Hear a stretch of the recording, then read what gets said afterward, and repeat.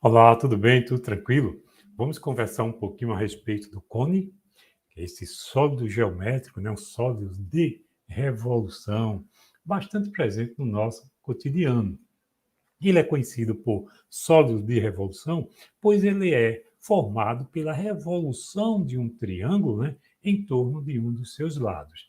Além disso, ele é formado a partir, né, de uma base, possui uma base circular. Ó, vamos colocar aqui uma base circular. Vamos formar ele aqui para a gente ter uma ideia melhor para julgar essas alternativas. Então, ele tem essa base circular, ele tem as arestas aqui que nós chamamos de geratriz, ele possui uma altura e possui um raio. Destes elementos, o que é que a gente pode citar aqui? O raio da base do cone é o mesmo raio da circunferência, né? Então, chamado de raio da base do cone. A altura forma um ângulo de 90 graus com a base.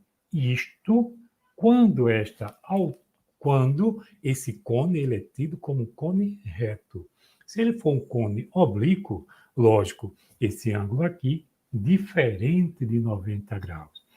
Esse segmento de reta que sai do ponto V, né, que eu vou chamar aqui de vértice, né, o vértice do cone, há um ponto de encontro aqui na circunferência, que eu vou chamar de A, esse segmento VA, ele é chamado de geratriz do cone, beleza? Então, estes são os principais elementos do cone. E como eu havia dito, ele é chamado cone de revolução, pois ele é formado através da revolução de um triângulo em torno de um dos seus lados. No caso aqui, eu tenho um triângulo retângulo que está girando em torno da altura, beleza? Em torno de um dos seus lados, beleza? Então, vamos lá. De acordo, né, com isso, a gente pode dizer, o cone é um sólido tridimensional? Sim. Ele possui altura, tá certo? Ele possui comprimento e ele possui largura. Mas por que a gente está falando isso? Porque simplesmente o comprimento e a largura coincidem com o diâmetro da circunferência, tá certo? Mas lembre-se, ele tem as três dimensões. O cone é um corpo redondo? Sim, né? Ele tem a base circular. O tronco de cone é obtido da secção de um cone? Lógico. O tronco de cone a gente pode até tentar construir da seguinte forma. Tu tem uma circunferência, vou pegar uma outra aqui, diminuir um pouquinho, colocar mais ou menos no centro e fazer essas ligações aqui. Então, aqui eu tenho o tronco de cone. O que é que te parece isso? Simplesmente tu pegou um cone e cortasse, né? Desse um corte no meio, o que nós chamamos de secção. Simplesmente cortou aqui, ó.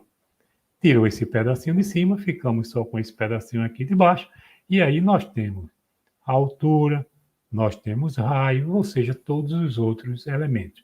Mas o tronco de cone, né, o tronco de cone é obtido através da secção de um cone. O cone é um sólido de Platão? Bom, pelo que eu lembro, sólidos de Platão são todos poliedros, né?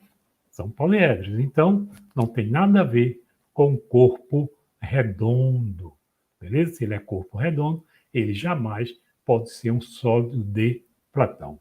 E aí vem, concluímos que somente um é falsa? Não, a 1 é verdadeira. A 2 também é verdadeira. A 3 também é verdadeira. A quarta é falsa. Correto. Foi a única que nós encontramos como falsa. Todas são falsas? Não. Apenas a alternativa letra D de dado. Então, observe.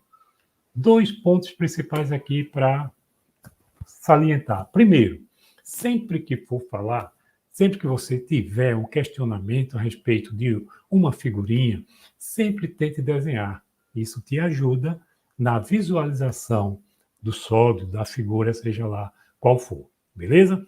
Segundo, os elementos que compõem este sólido, no caso, raio, altura, tá certo? Sempre tenha em mente essas definições, tá bom? Forte abraço, até a próxima.